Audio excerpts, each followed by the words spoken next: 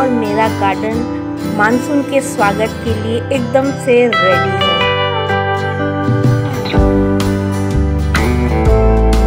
तो दोस्तों, मैं मानसून के लिए एकदम से रेडी हूँ। जी हाँ, हर मौसम की तरह मानसून की भी कुछ तैयारियाँ हमें करनी होती है। तो मैं बिल्कुल अभी टेंशन फ्री हूँ क्योंकि मैंने अपने गार्डन में मानसून की सारी तैयारियाँ कर ली हैं। नमस्कार दोस्तों, मैं हूँ ज्योति आले मध्य प्रदेश से। आप सभी का स्वागत है। तो फ्रेंड्स, हर मौसम की तरह हमें मानसून की भी कुछ तैयारियां करनी पड़ती हैं ताकि हमारे प्लांट्स, हमारा गार्डन हरा भरा रहे, सुरक्षित रहे। तो चलिए देखते हैं मैंने क्या क्या तैयारियां की हैं।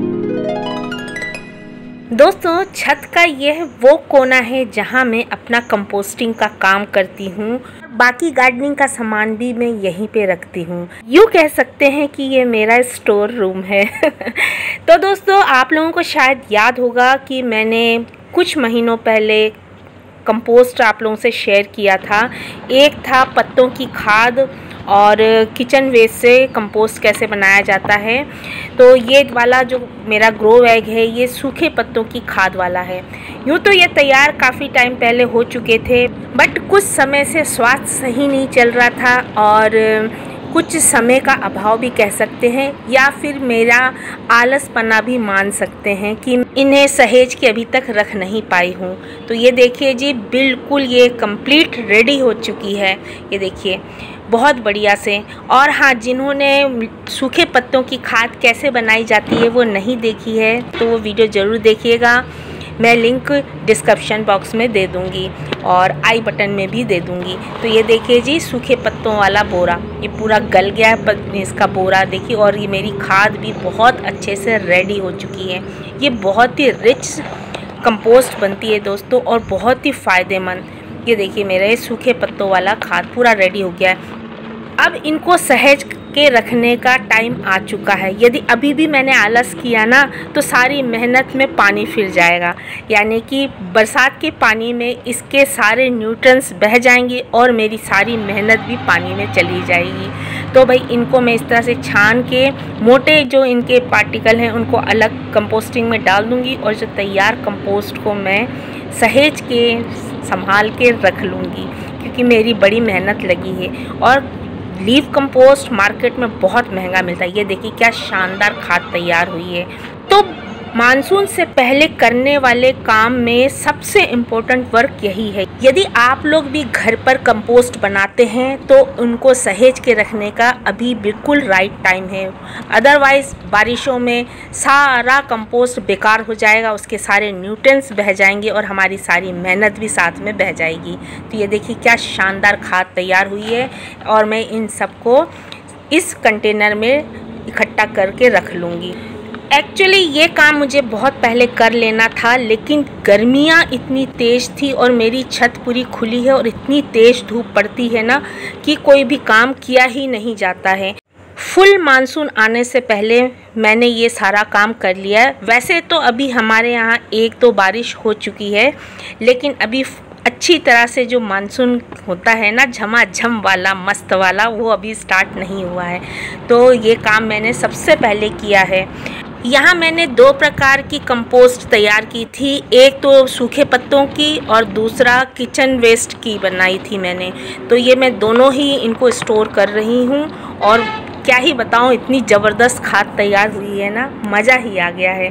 तो अपनी इस मेहनत को मैं बर्बाद नहीं होने देना चाहती हूँ, इसलिए इनको फटाफट से मैं स्टोर कर ले रही हूँ।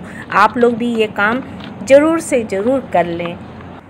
तो जी देखिए दोस्तों, कम से कम 8 से 10 किलो की खाद मेरी तैयार हो चुकी है और ये मोटे पार्टिकल्स इनको दोबारा मैं कंपोस्टिंग के लिए फिर से रख दूँगी। कुछ दिनों में ये भी तैयार हो जाएंगे। मैं गार्डन सॉइल जो होता है उसे पहले से ही प्रिपेयर करके रखती हूँ क्योंकि बरसातों में पूरे वो कीचड़ हो जाती है। तो इसलिए मैंने कुछ बोरों में मट्टियाँ पहले से प्रिपेयर करके रखी है, तो उन सबको मैं स्टोर कर रही हूँ। तो मेरे पास में कोई ऐसा रूम तो है नहीं जहाँ मैं इन्हें रख सकूँ, तो इस तरह से मैं ये प्लास्टिक के जो है पन्नी होती है उससे मैं इनको अच्छी तरह से ढक के इनको सुरक्षित रखने की कोशिश कर रही हूँ। और मैं इसको हर साल इसी तरह से ही रखती हूँ, ढक देती हूँ, अच्छी तरह पत्थरों से दबा देती हूँ ताकि ये हवा से उड़े ना। तो ये दूसरा काम किया है। यहाँ देखिए जी दोस्तों, मेरे शिमला मिर्च येलो वाले कितने सुंदर लग रहे हैं ना। ये बहुत ही, इसका साइज़ छोटा रह गया है, थोड़ा और बड़े होते, बट इतनी चिलचिलाती गर्मी में इस तरह का भी ये इनका फलना मेरे लिए बहुत ही खुशी वाली बात है। तो इनको भी आज हार्वेस्ट कर लूँगी, ये रेडी हो चुके हैं। कुछ ग्रो बैग्स और मेरे कुछ गमले खाली हो गए थे, यानी कि उनमें कुछ भी नहीं लगा हुआ था, यूं ही थे, तो उन्हें भी मैं खाली कर ले रही हूँ ताकि मिट्टी थोड़ी सी स्टेरलाइज हो जाए। तो ये काम भी बहुत ज़रूरी है, वरना क्या होता है ना कि ये गमले में रखी हुई मिट्टी यूं ही पानी में बर्बाद होती रहती है, उसके न्यूट्रिएंट्स बहते रहते हैं। तो ये काम भी बहुत ही ज़रूरी है। तो इस तरह से कर लूँगी मैं, और ये ग्रो बैग्स को अभी अच्छे से संभाल के रख लूँगी। अब जब न्यू सीज़न में मुझे कुछ लगाना होगा तो फिर मैं उनका यूज़ कर सकती हूँ। और ये सारे गमलों की मिट्टी को मैं पलटा ले रही हूँ और इनको भी स्टोर करके रख लूँगी। यदि आपके भी कुछ इस तरह के ग्रो बैग्स और गमले खाली पड़े हुए हैं तो उनकी मिट्टी को पलटाकर स्टोर कर लें, ये बहुत ही ज़रूरी काम है। और कुछ मैंने ग्रो बैग्स सब्जियां लगाने के लिए तैयार कर लिए हैं, कुछ इस तरह से भर लिया है और इनको एक सार करके अभी रख छोड़ूंगी। जब एक आध बारिश हो जाएगी तो इसके बाद में मुझे जो लगाना होगा तो वो लगा सकती हूँ। तो ये काम भी मानसून से पहले की तैयारी में आता है, तो आप लोग भी ऐसा करें। ये इस तरह से ग्रो बैग और कंटेनर पहले से हम रेडी रखते हैं तो बीज लगाने के लिए हमें बहुत ही आसानी हो जाती है। तो इसमें मैं जब चाहे तब बीज लगा सकती हूँ। अक्सर हम लोगों की आदत होती है बाउंड्री वॉल में गमले रख देने की। तो दोस्तों, अब यहाँ पे ऊंचे ऊंचे जो गमले रखे हुए हैं वो हटा दें। यदि आप बाउंड्री में रखना भी चाहते हैं तो चौड़े मुँह के गमले रखें और ऊँचे वाले बिल्कुल भी ना रखें, क्योंकि बारिशों में आंधियाँ भी तेज़ आती हैं और हवाओं के तेज़ चलने से गमला गिर जाता है और हमारा नुकसान हो जाता है। अगला काम है दोस्तों, आपके गार्डन में बड़े बड़े यदि प्लांट हैं, जैसे कि मेरा ये चंपा का प्लांट है, बहुत बड़ा है।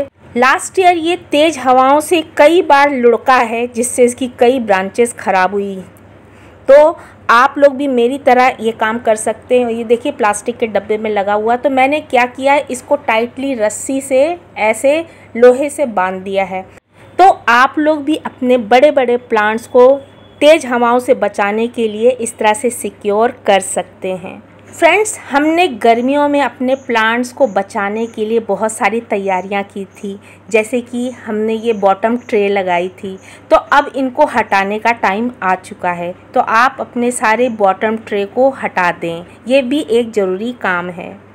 एक बहुत ही इम्पोर्टेंट काम और है, जो छत में पानी निकलने की नालियाँ वगैरह हैं उसको अच्छी तरह से क्लीन कर लें, ताकि जब बारिशें लगातार हों तो वहाँ पे कोई कचरा वगैरह ना फंसे और आपका छत पानी से ना भरे। बारिश स्टार्ट होने से पहले अपने पेड़ पौधों की क्लीनिंग कर लें, सूखे पत्ते वगैरह हटा लें और जो गमलों के नीचे की गंदगी है उन्हें भी क्लीन कर दें, क्योंकि ये गंदगी जाके नाली में फंसती है और आपके नाली को ब्लॉक कर देती है, जिससे छत में पूरा पानी ही पानी भर जाता है। तो मेरे यहाँ तो नाली तो नहीं है, लेकिन मैंने यहाँ से ईंट हटा दी है। और अगला काम है दोस्तों, जो अपने गमले हैं उन्हें एक बार ज़रूर चेक करें कि उनका जो ड्रेनेज होल है वो कहीं पैक तो नहीं है। यदि थोड़ा भी डाउट है तो पेचकस से या लकड़ी, कोई लंबी लकड़ी लेके उनके इन छेदों में इस तरह से प्रेस करें, तो इससे क्या होगा कि इसके नीचे की जो हमने ठिकरी लगाई थी वो ऊपर को उठ जाएगी और हमारा मिट्टी थोड़ा लूज़ हो जाएगा और गमले में पानी इकट्ठा नहीं होगा। तो ये भी एक बहुत ज़रूरी काम है। नेक्स्ट काम है दोस्तों, अपने गमलों को अच्छी तरह से गुड़ाई कर लें, ताकि जब बारिश का पानी गिरे तो वो उसमें रुके नहीं और अच्छी तरह से नीचे से ड्रेन आउट हो जाएगा। तो ये बहुत ही इम्पॉर्टेंट वर्क है दोस्तों, ये काम भी आप लोग ज़रूर करें। मैंने अपने ग्रीन नेट को अभी नहीं हटाया है, इसे यूं ही अभी लगे रहने दिया है, क्योंकि हमारे यहाँ मानसून अभी अच्छी तरह से नहीं आया है। हाँ, हो सकता है कई जगह कंटिन्यू बारिश शुरू हो गई है या मानसून ने अच्छी तरह से दस्तक दे दिया हो, तो आप ग्रीन नेट हटा सकते हैं। अदरवाइज़ अभी थोड़ा और वेट कीजिए, कोई भरोसा नहीं है कि मौसम कब करवट ले ले, है ना।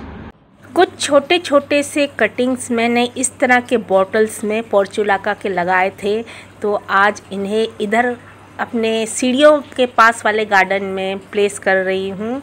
जैसे जैसे ह्यूमिडिटी बढ़ेगी ना, तो ये बहुत अच्छे से फ्लावरिंग करेंगे। अभी इस वक्त ह्यूमिडिटी का लेवल बहुत हाई है और ऐसे वक्त में किसी भी प्रकार की कटिंग बहुत अच्छे से ग्रो होती है। इस समय आप किसी भी प्रकार की कटिंग ग्रो कर सकते हैं। फ्रेंड्स, कई जगह मानसून आ चुके हैं, हमारे यहाँ भी मानसून ने दस्तक दे ही दिया है, लेकिन हाँ, अभी झमाझम वाला मानसून अभी हुआ नहीं है। मानसून जब भी आ जाए मैं बिल्कुल टेंशन फ्री हूँ, और जब भी बारिशें होंगी तो मैं टेंशन फ्री इस बारिश का मजा ले सकूंगी।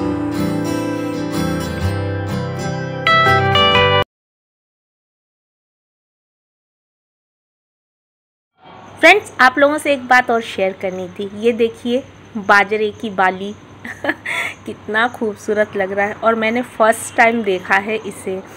और ये इस तरह के ना मेरे कंटेनर में निकला हुआ, जिसमें ब्रह्म कमल लगा हुआ है, उसी में निकला है ये एक पौधा, और बहुत ही खूबसूरत लग रहा है। ये शायद मैं चिड़ियों को दाना डालती हूँ ना बाजरा, तो उसी में से गिरकर ही ये लगा है। बड़ा ही खूबसूरत, देखिए। और यहाँ है मेरी रेन लिली। रेन लिली शायद नाम इसीलिए ही पड़ा होगा कि इन्हें ना जाने कैसे पता लग जाता है कि बारिश होने वाली है। चलिए अब देखते हैं कि मेरा गार्डन मानसून के लिए किस तरह से रेडी हो चुका है। पूरी साफ़ सफाई कर दी है, और यहाँ से शुरू करते हैं। ये है मेरा लोलिना पाम, और जिसे पोनीटेल पाम भी कहते हैं। और यहाँ रेन लिली अपने पूरे शबाब में है। मेरे पास में 3 कलर के रेन लिलीज़ हैं, वो आगे आप लोगों को दिखाते चलूँगी। पहले तो देखिए ये पिंक वाली रेन लिली, कितने खूबसूरत लग रहे हैं, और ये हर साल इसी तरह गुच्छों में खिलते हैं। इन्हें देखकर मुझे बहुत ही खुशी मिलती है। और ये देखिए जी कुछ इस तरह से। और यहाँ मेरा रजनीगंधा, इसमें भी 2 स्टॉक निकल गए हैं, कुछ दिनों में ये भी खिल जाएंगे। और ये मेरा जेट प्लांट का आर्च, और यहाँ है मेरी येलो वाली लिली, ये भी अब खिलनी शुरू हो गई हैं। आने वाले वक्त में और ढेर सारी खिलेंगी। और यहाँ है मेरी वाइट वाली रेन लिली, ये भी ना हर साल गुच्छों में खिलती हैं।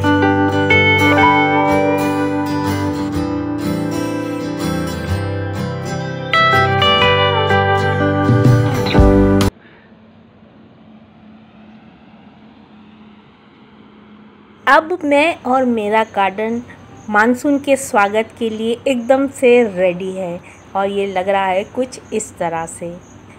बोगनवेलिया में फिर से बाहर आ गई है, और इसे खिलता देख के मुझे सच में बहुत ही ज़्यादा खुशी होती है।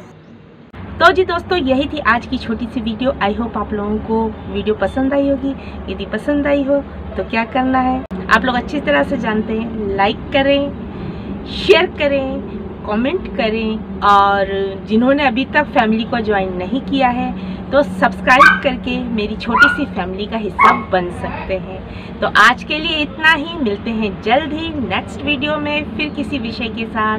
तब तक के लिए हंसते रहिए, मुस्कुराते रहिए, स्वस्थ रहिए, अपना और अपने परिवार का ध्यान रखें। जय Hind and bye bye. Thanks for watching.